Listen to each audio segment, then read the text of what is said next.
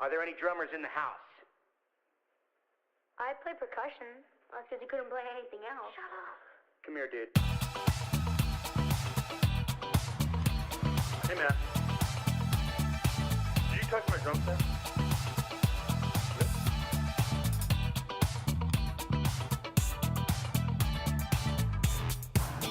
I am warning you right now, if you touch my drum, I will stab you in the neck with a knife.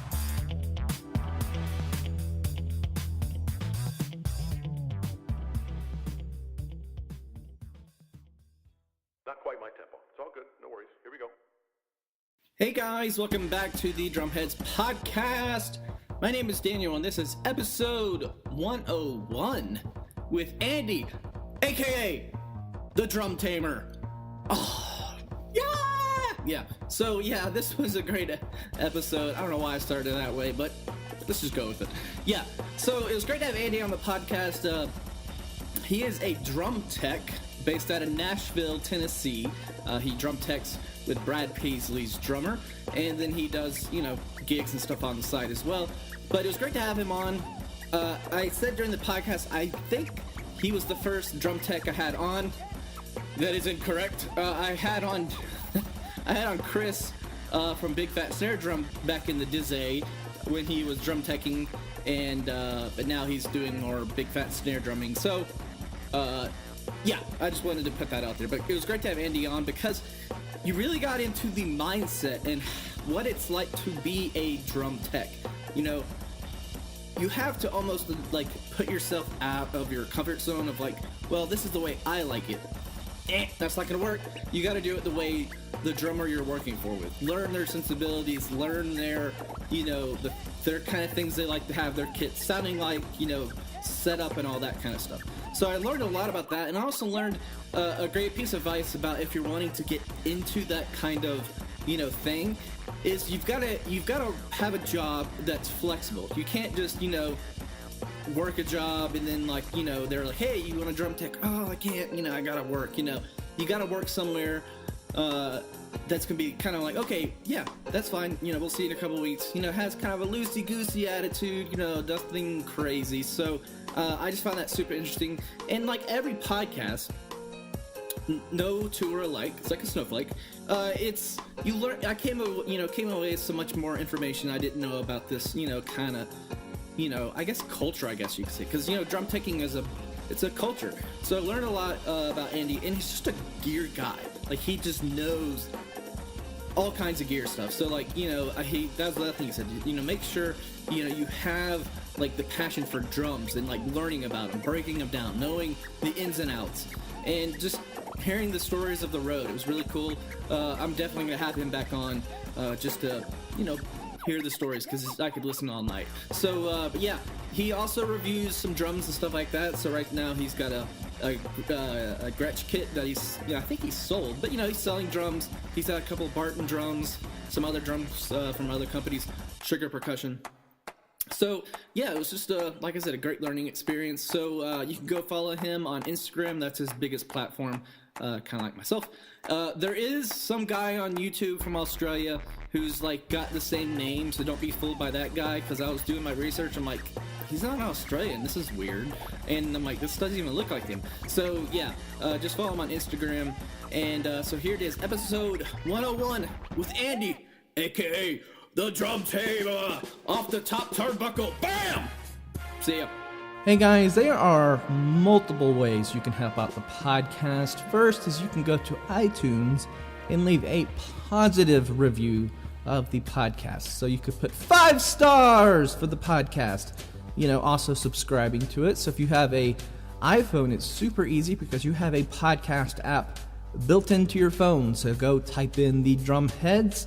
We will pop up and you hit subscribe. That is one of the best ways to help out the podcast. Like I said, great reviews on iTunes, positive messages and stuff like that. Also, if you want to become a Patreon member, this is something I'm going to start pushing a little hard right now. So, just go and just be, if it's $1 a month, all the money that's going to be coming into the Patreon account will be to help the podcast grow, so we can maybe pay for the staff instead of having everybody volunteer, and stuff like that. And then just to keep up with, updates with everything that goes on with doing a podcast. So if you can become a Patreon member, that would be awesome. Also, if you just want to make a donation, you can go to our PayPal account. Also, be sure to go like us on Facebook, follow us on Twitter.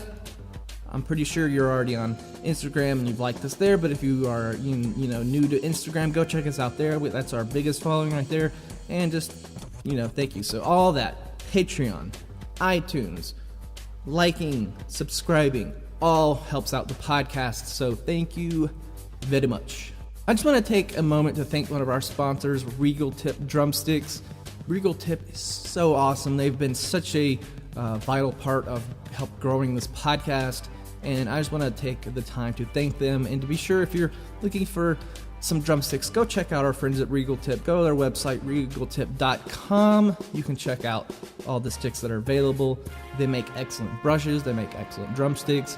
And, if you have a question, feel free to reach out to them. They are super helpful when it comes to that. So if you're looking for a certain type of stick, a certain type of length, they can help you out.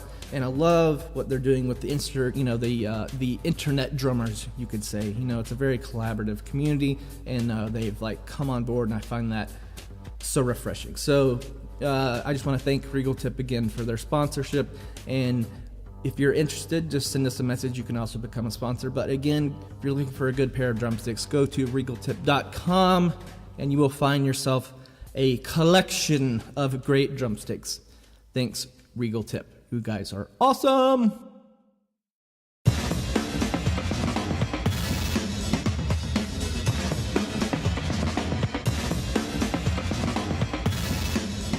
Hey guys, welcome back to the Drumheads podcast, and I am joined by Andy Butcher. I'm looking at the Instagram thing right now. I'm like, oh, I screwed it up. But you are the Drum Tamer. How are you, Andy? I'm great. How are you? I'm doing fantastic. Other than that, our little technical snafu with Skype. You just love technology sometimes. Can't live without it. Yeah. Well, cool. How's your day been? It's been good. Did a little running around. Caught up with a friend who's in town from LA, playing here in Nashville tomorrow, and then we went and hung out at Nelson Drum Co.'s new drum shop today. And just kind of chatted it up there with a few drummers for a couple hours, and nice chill day. Cool. A rare day at home in Nashville. So yeah, I hear you. I was doing a little research, and I'm like, gosh, she's been all over the place. Not just here in the U.S., but abroad. I'm like, wow. So that's just it's so rad. And I think you're the first. It's been a whoops. Oh no, you're fine. That's the no, yeah. I think you're the first drum tech I've had on too. So. Oh, cool. Well, yeah. I guess that's an honor. That is. I'm like, I was thinking about it. I'm like, have I had a drum tech on? I'm like, I don't think so. So. Oh, that's cool. I appreciate you thinking of me. Yeah. Well, I guess let's start. What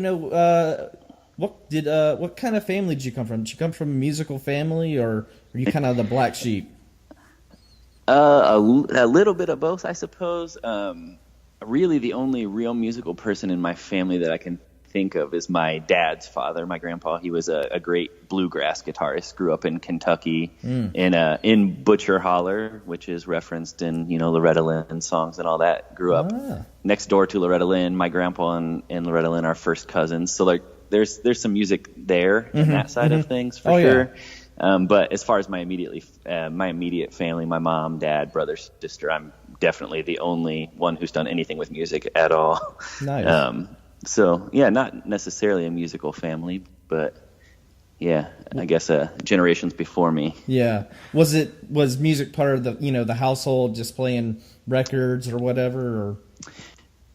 Or? No, I didn't really have that so much either. Grew up in a Christian home and grew up on some old Christian records that my mom would hear on the radio. But aside from that, no real music there until I was probably 12, 13. That's kind of when I my friends were introducing me to music at that time, and that's when I discovered like alternative radio and got into Matchbox 20 and that whole 90s era of pop rock. that is my and era that's, right there. That's when yes, me too. That's totally when I really fell in love with music, was all that kind of stuff.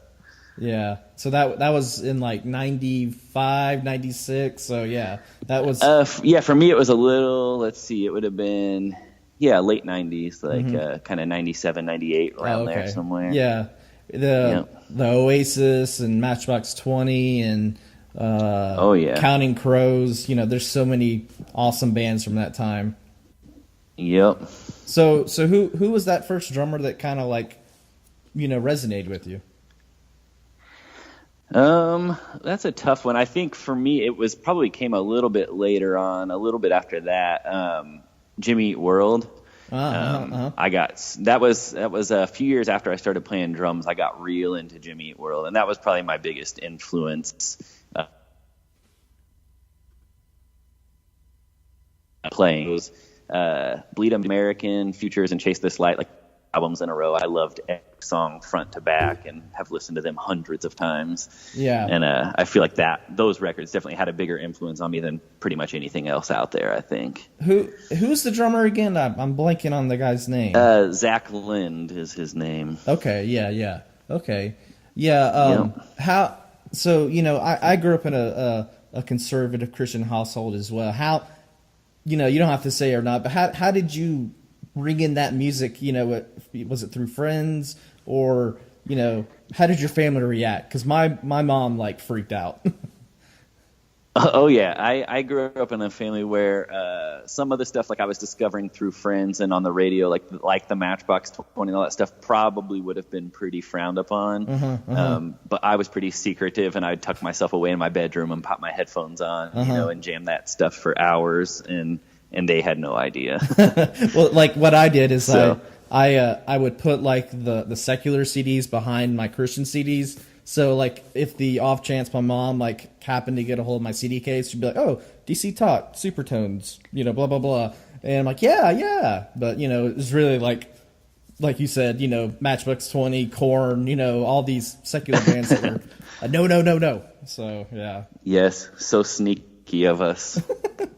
Now my mom probably listens to this, be like, "Oh my gosh," I'm like, sorry, it's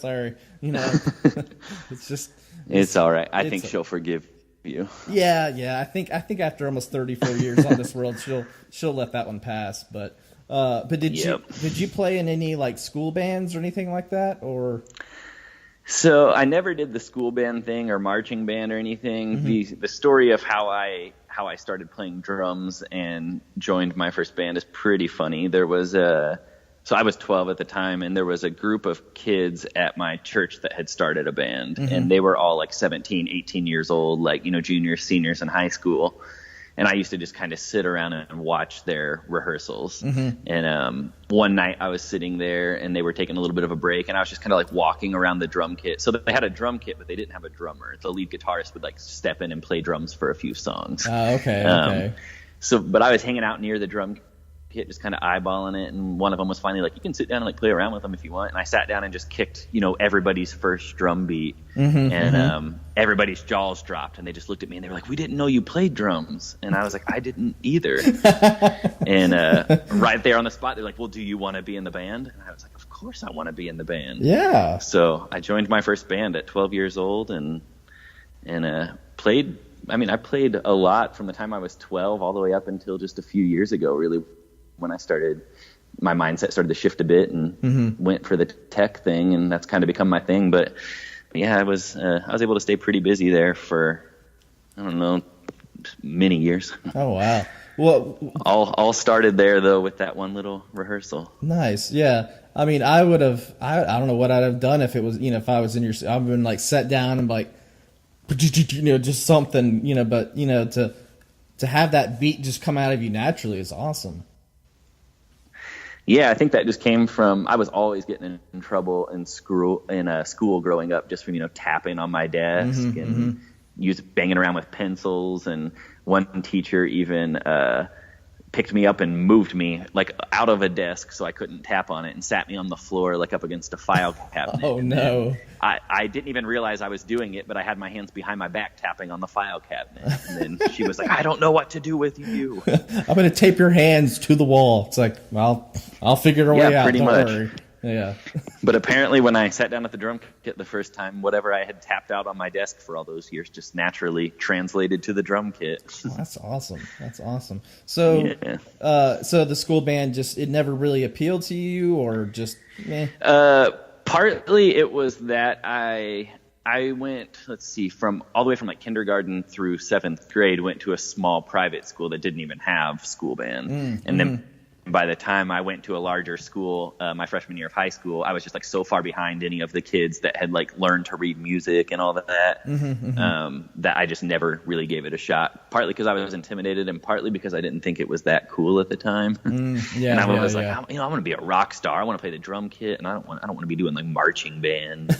I was an arrogant little punk teen. I I faked my way through school band. I never took the time to learn the rudiments and the read music. It was just not my thing. Yeah. So it's not for everyone, I guess. Do you remember that first kit you played on? What kind it was?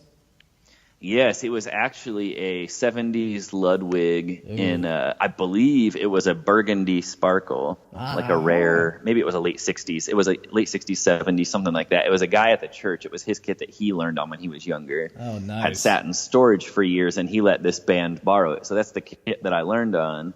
At the time, obviously, I had no idea what they were. And then I shortly thereafter upgraded, I use that term jokingly, to a Ludwig accent kit.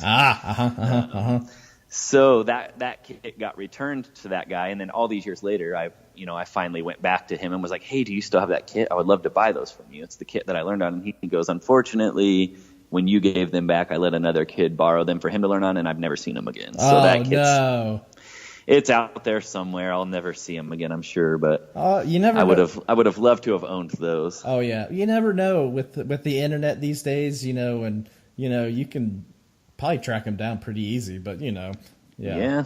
Huh. That's interesting. I might go on that hunt someday, but it might consume a bit too much of my time. Yeah. You'll get drawn into that rabbit hole and be like, oh, where you been? It's been 2 weeks. But oh, sorry, my bad. I remember that Ludwig accent kit. My one of my best friends had one, and I'm pretty sure the 5-piece kit with the hardware was like $350 or something like that. Was yours like a burgundy red color? No, I had the straight like gloss black, cheap laminate wrap. It had plastic kick drum hoops, the whole deal. Yeah, he had the red one. Super solid drums. Yeah. Well, it was funny because when I met him, he's like, asking me about drum stuff. I'm like, you really should put a bass drum port in there. And he's like, well, how do you do that? I'm like, well, you just take a knife. And before I could say, take a knife out slowly, cut the head, he's just like, stab, stab, stab. And I'm like, dude, I didn't mean put a hole in it like that big. I'm like, just, murder it. Yeah, and he's like, straight up murdering that head. And his dad comes down, he's like freaking out. And he's like, what have you done, Matthew? And he's like, sorry. Listening to Daniel, I'm like, oh, thanks for blaming me. Yep. Yeah, I believe if I remember right, I didn't port that head. I just took the head off and then stuffed it full of like pillows and blankets and towels and put the head back on and just had a really awful sounding kick drum. Yeah, that's the thing like parents do to keep it like muffled, so it's like just a barely there kind of sound. Oh yeah, I spent plenty of time playing with a stuffed kick drum and a towel over the snare drum, and, whatever I could find hanging on the cymbals to quiet them down. Yeah. So leading into what you do now, and I think Drum Tamer is such a cool nickname, because it's, you're essentially doing that. You're taming drums, but you're a drum tech. So how did that all come into play? So the whole Drum Tamer thing actually started somewhat as not a joke, but sort of. Like I have a friend with a studio here in town, And I'd go help him out. He records a lot of indie bands and stuff. So some of these bands would be younger drummers who don't have great gear and, don't know how to tune drums and all that. So every now and then he'd get into a situation where this band comes in and they're trying to get a go on tracking, but everything just kind of sounds out of whack. And at the time I lived, just minutes away from him. So he'd call me and I'd just run over there, tune everything up, get them sounding good, and then, walk away. But he took a photo of me one time in there working on a drum in his studio and just captioned it the Drum Tamer. And that name just kind of stuck. And then I was talking with another friend of mine who owns a print shop out in Austin, and he had done really well marketing his company mainly through Instagram and all that. And we were having this conversation about how, I live in Nashville now, and I feel like you kind of got to be good at marketing yourself if you want to do anything. And it's something I never felt comfortable with. I don't like just being like, hey, I'm the best at what I do, hire me. So he was like, well, why don't you use that Drum Tamer name and create something with that so you can essentially be marketing. It's like marketing a product instead of marketing myself, I guess. Yeah. If that makes sense. Oh, yeah. I mean, it is still me, but it just putting a different name on it made it easier for me to wrap my head around that and feel okay with it, I think. And I started that Instagram account and I didn't really expect it to blow up or anything. Not that it's anything massive, but it just kind of gained traction pretty quickly. And at the time I was also doing a lot of sales of vintage drums and rentals and all that stuff too. So it was just a way to push all of that at the same time. And I was able to get away from eBay and Craigslist and all that. When I go to sell my drums, I just sell exclusively through my Instagram account now for the most part. And nice. I still enjoy doing that when I have time. It's just sometimes this year I've done a pretty minimal amount of that. Up until recently, I've been home a bit more the past couple months, in and out of town a lot more. So I've been picking that back up a little bit. But yeah, it just kind of comes in waves. But that's kind of what it's turned into. It's just a fun way to, when I'm on the road, it's just kind of me documenting my travels as a drum tech. And then when I'm home, it's me posting gear that I'm selling and unloading and, whatever I'm getting my hands into on any given day. Yeah. Well, I think the way I came about learning about you was I believe you were reviewing maybe a Sugar percussion kit. Yeah, that sounds about right. I met Jefferson probably a year and a half ago, maybe, or 2 years ago, something like that. Yeah. And actually, the first time I encountered those drums was at the Nashville Drum Show a few years ago. Jefferson was there, and Jonathan Womble was there, posted up with him.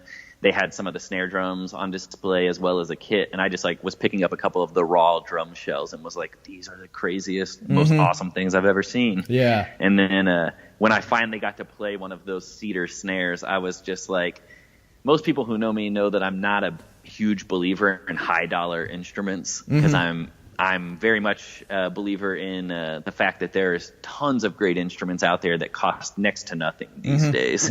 So I love finding the stuff so for instance, the Ludwig Superlight snares, that you can go to a store and buy brand new for a couple $100, and those things can sound great. So that's the kind of stuff that I like. So I'm pretty anti high dollar stuff for the most part, but then I play one of those Sugar snares and I'm like, oh, I'm gonna have to spend $1,000 on a snare drum. Yeah. And I did, and I still have that cedar snare in my collection. And I was just telling the guys that when I was hanging out there at Nelson Drum Shop today, if I sold every drum I own right now, that Sugar snare would be the last one to go. Oh wow. Yeah, he had sent me one out. I believe it was about 2 years ago. It was a black cherry snare drum he had, and I was dumbfounded how just it was just amazing. And I think somehow I might have seen a video he had posted on yours, and I'm like, wow, this is awesome, and it's it opened me up to a whole new world of the stave drums and all that and the solid wood drums. But yeah, it's funny how you come across things, these days. You never really, you're like, oh wow, when you think about it, you picked it up flipping through Instagram, and you see someone else's post, and then you see someone else's, then it tracks you to someone else, and it just all comes around. Yep, for sure. So drum teching, I know a lot of people think, how do you get into that mindset of the drummer you're working for? What is your process? Yeah, so that's something I've definitely had to learn to do over the past few years, because it's a different thing. Every drummer has their preferences and how they think the drum how they should be set up, what heads you should use, what sizes you should play, all of that. When you go to work for a drummer as a drum tech, you really have to flip that switch off. And obviously your knowledge of gear and everything that you've learned up to that point comes into play, because I've always put it as you should be to your drummer as a golf caddy is to their, like a professional golfer with their golf caddy. They're going to go to them and be like, hey, what club should I be using here? And they're going to seek input from somebody that they trust. So there's some aspect of that, but at the same time, you have to realize that your job really is to keep that drummer happy and keep everything running smoothly. And if you're doing that, you're doing your job, and everything's going to be fine. So I try to just go in and approach every job as, if I don't get a chance to spend a day with the current or previous drum tech or whatever, and I'm going in kind of blindly, I try to just meet the drummer and say, like, hey, I'm here for you. You let me know what you need from me. If you want me here to not be stressed out, and you want me to hang out stage right and just like wait for you to call me over if you need anything, that's cool too. Because everybody's got their own way of doing things, and some techs have their own way of doing things, but to the point where it's a fault because they can't turn that off, and they'll be overpowering, they'll overwhelm a drummer who's very much a very chill guy who doesn't want somebody to be right over their shoulder all the time. So that can go bad really quickly. Yeah. Be like, dude, just ease up a bit. Yeah, I could imagine. But it's when I think of like my kid, I'm like, how would I convey somebody, the sound, the way, the height of the snare, the distance between the toms and the cymbals and all that, that could be very frustrating, I could imagine, to get out of your head and think, someone else, and I guess it's practice, but patience more than anything. Yeah, for sure.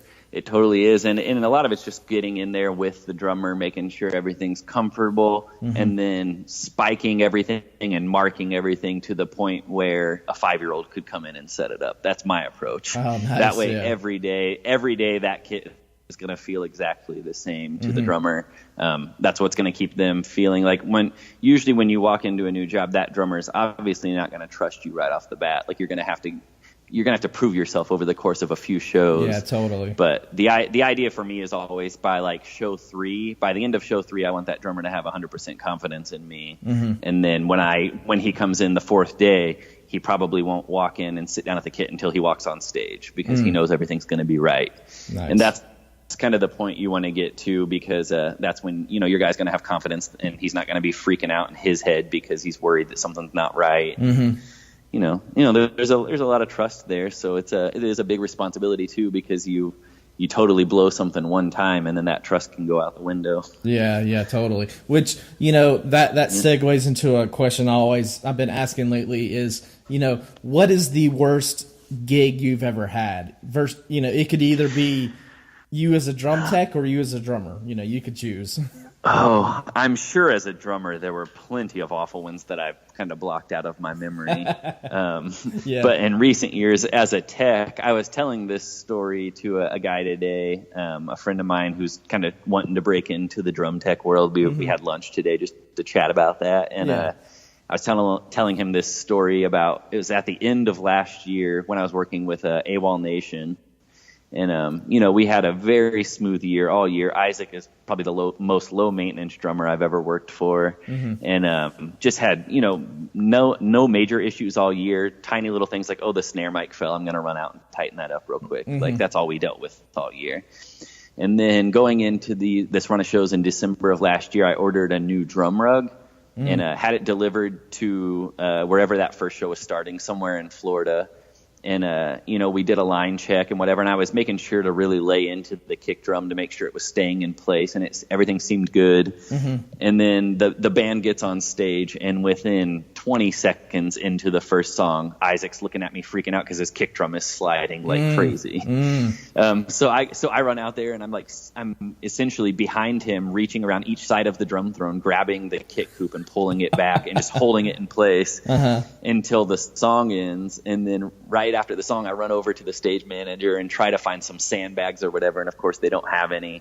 So then they're about to start the second song, so I run back out and I hold the kick through another song. And then I think that song rolled right into the third song, so I'm just stuck out there holding this kick drum, looking like a fool, and just trying to keep the show running. And then finally there's a small break, and I run over to the stage manager, and we find a spool of tie line and cut 4 big pieces of it. And I run out, and like as Isaac is playing, I'm like tying the kick spurs to his drum throne while pulling the kick drum back into place. And that was one of those shows, like I totally blew at that show, but it was we pulled it off and it was fine. After we loaded out, I went and found him, and I was like, I am so sorry. And he was like, it's all good, man, you did a good job. So we pulled it off, but it was definitely a nightmare. Oh yeah. The bass drum sliding away is, it's infuriating. But have you heard of K-brakes? Have you seen those? Yes, and I actually had used them on the kit earlier in the year. They worked really well on a couple surfaces that we used them on, and then we ran into, there was this one rug we used, or carpeted riser maybe, and it just didn't grip well this one show, which that was just enough to freak me out a little bit, to where we generally, travel with our own risers. And so I just used these little corner braces and screwed them into the riser, so the spurs stick right in there, and the kick drum literally can't move at that point. So that's the safest route. Yeah. But at this show, this was just a run of small radio station holiday shows where we don't travel with our own riser. It was just like a bus trailer full of gear, so we don't have room for all of our own risers. So we're kind of dealing with locally sourced risers at every show, and I can't be screwing junk into them. So we were kind of relying on our own drum rug at that point, and the one that I ordered apparently was not great. The spurs did not want to stay in place for whatever reason.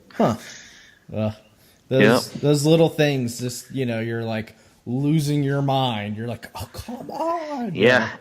And luckily, Isaac's kit there with AWOL Nation, it's a 4-piece kit with no electronics, only a few cymbals, so super simple kit. He keeps everything very simple, so it's not an overwhelming amount of stuff to think of. But then when you look at some other rigs, like the Ben Caesar's rig with Brad Paisley, that's what I've been doing lately. And then I just filled in for a week with a pop artist called The Weeknd, and his drummer Ricky has this massive drum kit with electronics on both sides of the kit, and 5 toms and all these cymbals, 3 snare drums. Wow. When you start stepping back and looking at a kit like that, it can be a bit overwhelming at first, because you just start looking at how many things could go wrong on any given night. Oh yeah. How many joints and places where that every stand has 4 spots where it could move, Oh yeah. So that can be a bit scary some nights. Some nights you get in your own head, I'll just be sitting there behind the drummer and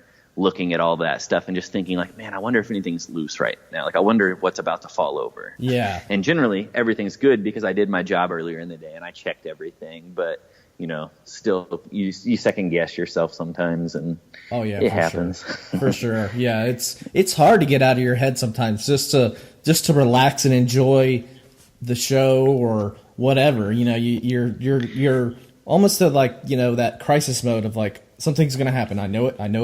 And and in some ways as a tech, that's not a bad mindset to be in, because then you're kind of on edge, which is stressful, but it also makes you very prepared for if something does happen. Yeah.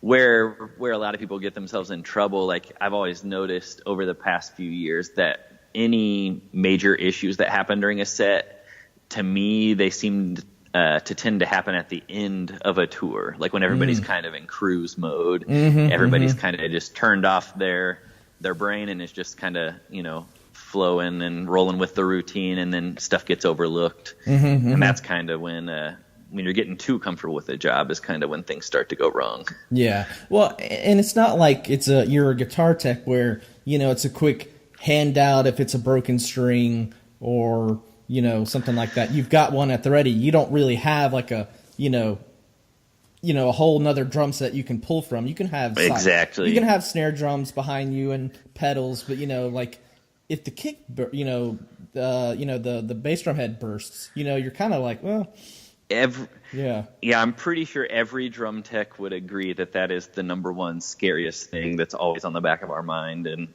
there are some shows where I'm sitting back there and watching the beater hit the kick drum head, and that thought, pops into your head. And once you have it in your head, it doesn't go away the rest of the night. Mm-hmm. And then you just sit there and you just watch that beater slam the kick drum head every hit, and you're like, oh God, oh God, oh God. You're like this is a double ply head. It's all good. Oh, but he's using those, crazy wood beaters or something like that. It's just like bam, bam, bam. Yeah. Luckily, Aquarian released that product, I think just like last year or fairly recently, that big old adhesive kick patch, which is essentially just a single ply of plastic, that's all adhesive that you can kind of peel off. It's pretty large, so if it did break through the head, you could kind of slap that on, and it would hopefully get you through the rest of the set. I haven't had to use one yet, so I'm not positive they work, but I sure hope they do because I rely on that. I have used one. The Aquarian sent me one out, and I purposely sabotaged my bass drum. I took a knife and I cut a couple holes in it, and just really went to town with a little boy's beater, because it's heavy. And I finally busted the head, and I threw that on there, and it sounded pretty good. I put up a video on Instagram. I was quite impressed. Yeah, I'll have to check that out. That's good to hear. I hadn't talked to anyone before this that had actually used one. I had just kind of crossed my fingers and hoped that if I ever needed to throw it on there that it would work. Yeah. And, it sounds like, that's all you would hope for. I wouldn't expect it to be the greatest sounding kick drum in the world at that point. I would just want it to get me through the rest of the night and not be a showstopper. Yeah, that's the thing that scares any drum tech about that particular thing going wrong. Because it's like, if a cymbal cracks, that's not the end of the world. If a cymbal, if it falls, that's not the end of the world. If a snare drum head breaks, it's not the end of the world because we always have a backup snare sitting there on the riser. But that kick drum head breaking is the one thing that's like a total showstopper. Yeah, unless you're one of those guys that have like 3 different size kick drums, you're like, all right, dude, you're gonna have to play the 22 because the 22 is or whatever. I haven't encountered that yet. Yeah, well, and it's fun. You had mentioned something a little bit earlier about how you can make any snare, or not snare, but any drum sound good. And I agree with that statement. Yeah. I think there's a lot of people who get hung up that it has to be the high dollar, custom whatever. And, I think as long as you put a good head and, and you do the correct tuning and all that, you're going to get a good sound. Oh, yeah, for sure. A lot of people, nothing against the Ludwig Black Beauty. That's a great drum. It's a standard. It's a standard for a reason. Killer sounding drum. But some people can't afford that drum. There are so many great alternatives to that out there, like the pork pie that you can buy used for $150, $180, whatever. All those World Max brass shells, they all sound incredible. I've never played one that sounds bad. You throw a coated ambassador on it and make sure, the reso head and wires are fresh enough and tune it up, and it just sounds great. Like, you can't go wrong with them. Yeah. So it's like that. Those are the kind of drums that I enjoy just because I know I didn't wrap up a ton of money in them. They sound killer. I've A-B'd them with Black Beauties many times. And, there are a lot of purists that are like, oh, it's not a Black Beauty. It's not a seamless shell. And I'm like, I don't care if it has a seam in it. It sounds great. Yeah, totally. And when you A-B a pork pie brass snare, a Black Beauty, there are some minor differences, but I've never A-B'd them and thought the Ludwig sounds so much better. It's different, but I don't really prefer one over the other. They both sound great. Well, and my favorite drummer is Stuart Copeland, and his signature snare drum, for years when he was with the Police, it was actually a Pearl snare drum that had some kind of warp to it, because he went to Pearl and said, hey, look, I want this snare drum. That it's not warped. And they gave him one, and he tuned it up, and he's like, it doesn't sound right. And he's like, there's something about this snare drum with its, manufacturer defect, I guess you could say, made it sound the way it sounded, and it's the signature sound that everybody knows Stuart Copeland for. So, it just goes to show you. Yeah, there's plenty of stories like that. I was actually, as we were hanging there at Nelson's place today, I was telling the story about a time I was playing at the time, and I had a backline kit provided. I believe it was somewhere in Michigan, and they didn't go to a backline rental company and get me like a DW kit or anything like that. They just went to this guy who had a drum kit sitting in his basement and decided that it would be sufficient. And I get there, and I don't recall exactly what it was, but it like the equivalent of like an old CB beginner's kit that you would find at a garage sale. And the heads were thrashed. So I did ask that they go get new heads, and we bought like coated ambassadors, like a 13 and 16 inch coated ambassador. And I go to change the head on this floor tom, and I'm like, wait, this is a 5-lug 16 inch floor tom. That's weird. Definitely never seen that before. And then the drum shell's like some sort of basswood, like super cheap, essentially particle board. With hardly any bearing edge on it, but I put that fresh head on there and tuned it up, and I absolutely loved the way that floor tom sounded. There was something so magical about it, and I put it under the mic, and it was just unbelievable how good it sounded. So that was just like one of those times that goes to really prove that it doesn't have to be a $high drum to sound great. Oh yeah. Well, and my friend, he works for a speaker company, and one of his favorite drummers is Darren King from Mute Math, and he plays what looks like someone just drug out of, like you said, like a basement and just threw it up on stage, and the dude makes it sound amazing. I saw him play Mute Math back in I think like 2006 at a festival. They went on at midnight. And I had never seen them, or I didn't really know. I think I knew one of their songs at the time, maybe. And I watched them play an 1.5 hour long set and was just like mesmerized the entire time. And then they came off, and then when they came back on for the encore, they played for 45 more minutes. And I watched every minute of that entire performance and was just blown away. Like, I was like, no band has ever kept my attention that long, ever, and especially not a band whose material I didn't even know. I was the same way. At the time he was playing a kit like that. It was some hodgepodge, pieced together old kit with no reso heads, and he was kicking them over and just like standing on them. But it was his thing. It was that dead, vintagey, thumpy sound. It's totally. Just his thing. Nice. Well, and we'll wrap it up here in a second, but I was going through some of your videos, and when you're doing demos or checking out gear, you just use like a Shure kind of like a USB mic kind of. Yes, so that mic is awesome. It's part of Shure's Motive line, which it's a few different mics that they make in that series. There's the MV88, which plugs directly into the iPhone, and it's a little stereo condenser mic, which that's great for just recording basic audio to do like little demos and things like that. I loved the idea of that mic, but the issue I ran into is I wanted to get video, and so the camera has to be far enough away from the drum kit. That mic essentially just becomes a room mic, and it sounds cool, but it just sounds very ambient and a little noisier, and it sounds like a room mic.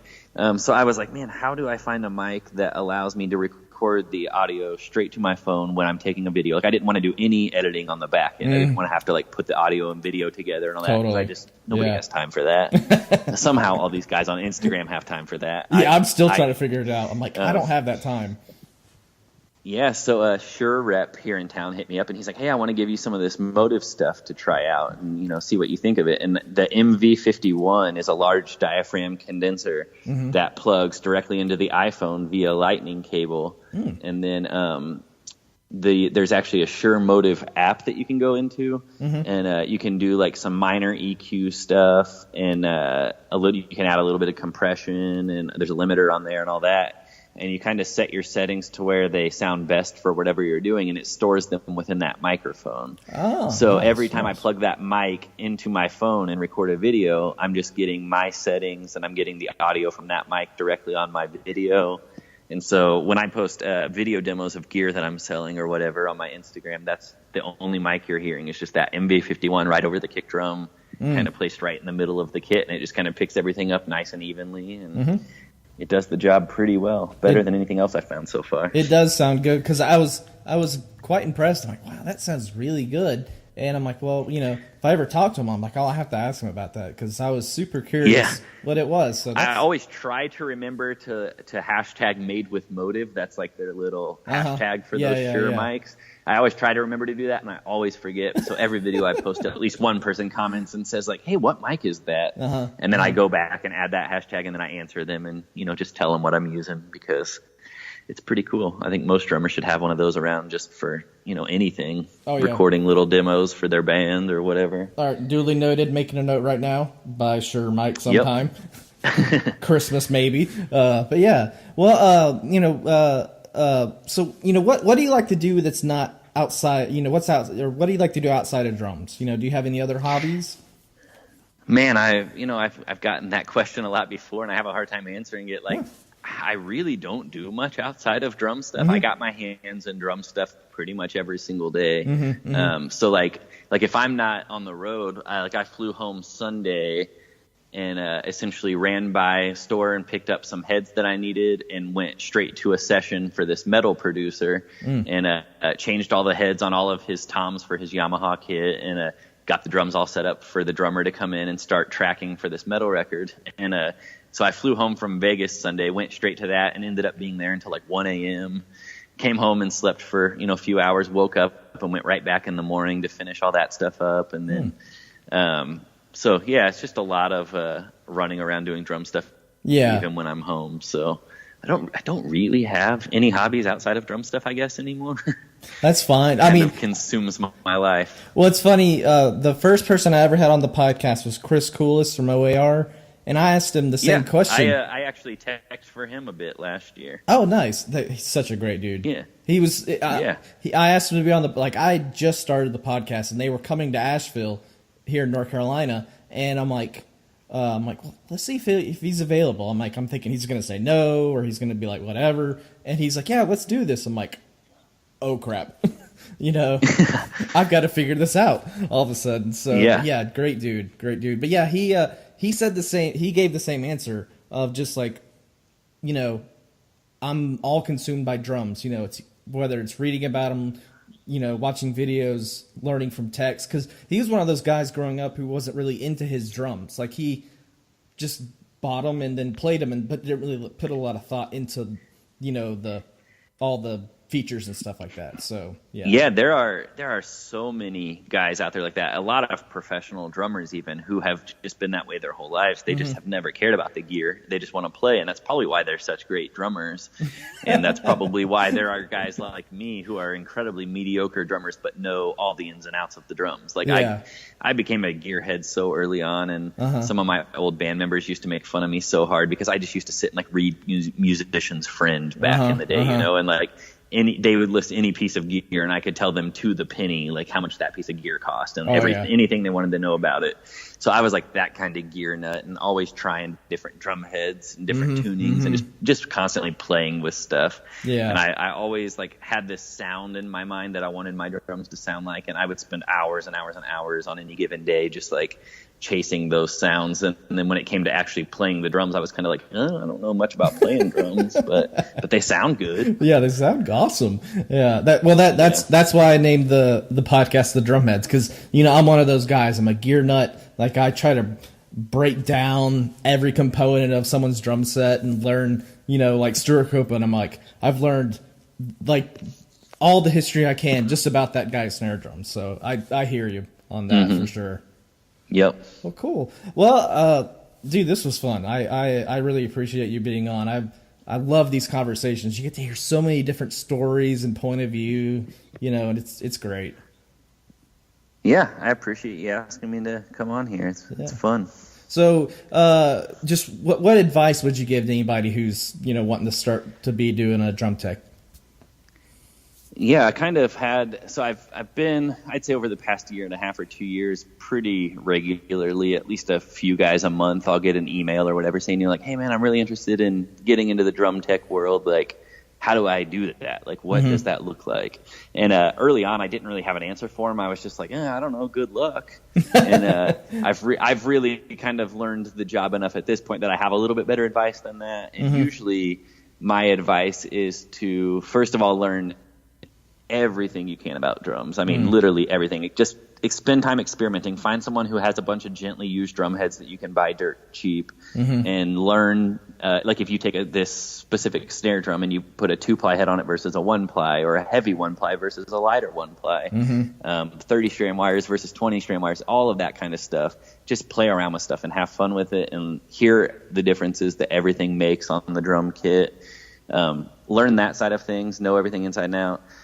Learn backline gear in general. So learn everything you can about basses and bass amps and guitars and guitar amps and keyboards, because most likely you're not going to get a straight up drum tech job your first job. You're going to have to do like drums and bass, or drums, bass and keys, or I still do stuff sometimes where like I do drums and bass. So I'll set up a bass rig. The focus is on drums, but I set up a bass rig every day.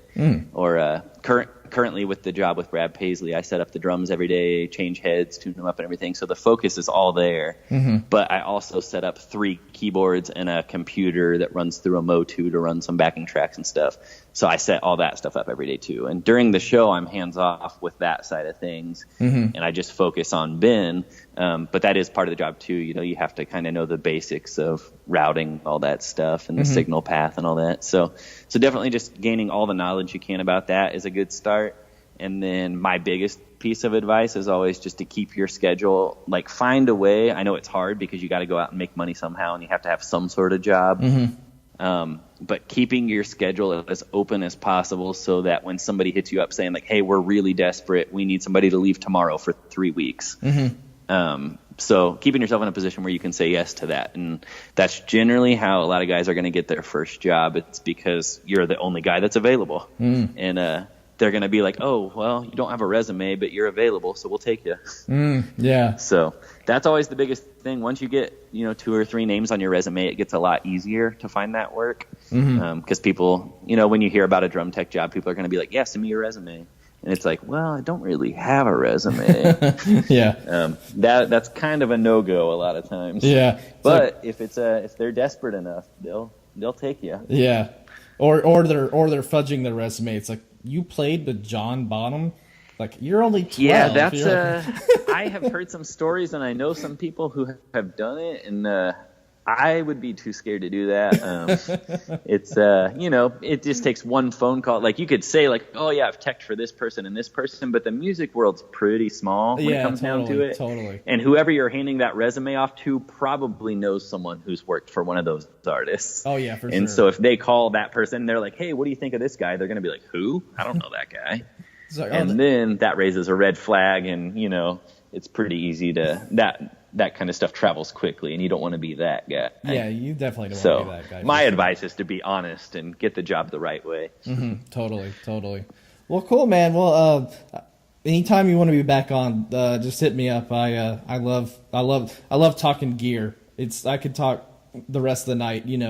My wife would come, be banging on the door, be like, it's time to go to bed. It's 4:30. You got to go to work at 7. Like, oh shoot. Oh okay. Yeah. But I love gear. So yeah, anytime you want to be back on, man, I'd love to have you. Cool. I appreciate that. Thank you. Man. All right. Well, you guys take it easy, and we'll see you next time. So bye-bye. All right. Sounds good. Thanks again. Bye.